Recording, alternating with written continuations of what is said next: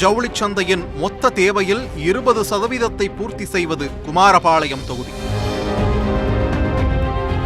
இங்கு தயாராகும் கைலிகளின் தரத்திற்காகவே இன்றளவும் குமாரபாளையம் சிறந்து விளங்குகிறது.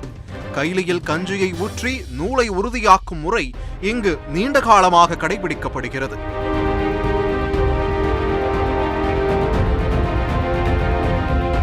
கைலி உற்பத்தி தவிர குமாரபாளையத்தில் தயாராகும் தளபதி வேட்டிகளுக்கு கேரளாவில் அநேக வரவேற்பு. இதற்காகவே பிரத்யேக விசைத்தறி கூடங்களும் செயல்படுகின்றன.